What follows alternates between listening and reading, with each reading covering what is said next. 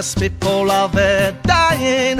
Racism is a threat to global peace.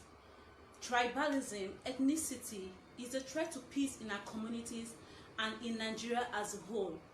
We need to break these barriers to build a more peaceful country, a more peaceful community for each and every one of us.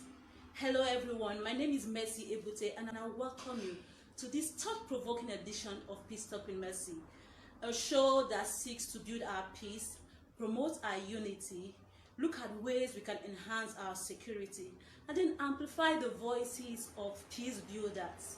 Evil thrive when good people keep quiet, so it's important that we amplify good over evil, and that is what we are doing at Peace Talk with Mercy. My guest is Mr. Joachim Aaron. Mr. Joachim Aaron is a very prominent voice when it comes to global and national issues. He says this the way it is, not just the way it is, but the way it should be, the right way it should be.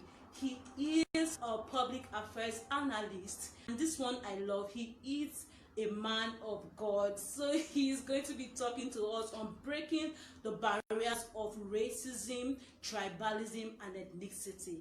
So you're welcome to Peace Talk with Mercy, Mr. Joachim. Thank you very much. People who are racist are usually people who suffer psychological problems.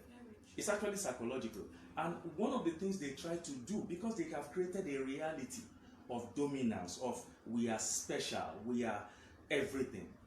Now they create structures, systems, processes, and policies that would drive and bring to reality what they have in their mind, their warped mind. A black police chief in America, no matter how he wants to make sure there's no racism, there's no brutalization, he can do little because the system is powerful, and it's just, and after a time he does his own time, he leaves. He just gets tired and... I'm telling you, it's as bad as that. It's a psychological thing, and racism is taught. That black people should go beyond protesting, just protesting for protesting sake. Because the system and the standards that worked in the 60s, in the 70s, may not work now. Let them think towards becoming business owners. Because you see, when you are a black business owner, you can choose to, do you understand, to employ more blacks. Now, we have the Jewish community in the US. They are owners of banks, industry, and what have you, and they are helping their people. So I think it's also beyond just protesting, and they're thinking of, okay, how am I going to work shifts to gain some money to just survive for myself? The blacks need to have their mind shift and say, I can actually be a business owner. Actually, I can be an employer of labor. I can actually compete, you know, in the global market. Economic power is important. Is very important. I mean, that's where it lies, actually. That's where it lies. I mean, the owner of the business determines who he chooses to employ. Yes. Okay.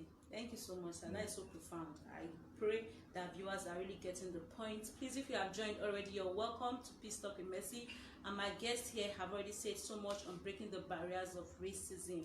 We are going to move on to tribalism, which hits more on us as Nigerians. Yes. Okay, sir. So before we really dive into the issues of tribalism, I would like to read briefly a write-up I read on Facebook by Peace.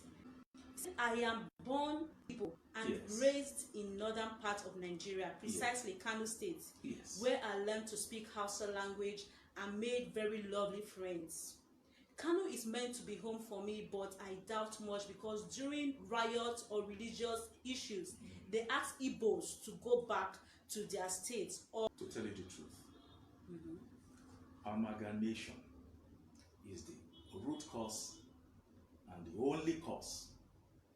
Every other thing is just secondary. I'm talking of the primary of tribalism in Nigeria. The reason is simple. When the Northern Protectorate was merged with the Southern Protectorate in 1914, now it was not for the convenience, it was not for the sake of Nigeria or Nigerians. It was for the sake, for the administrative convenience and the economic convenience of the British overlords. So they did not ask us whether we love it, we like it or not.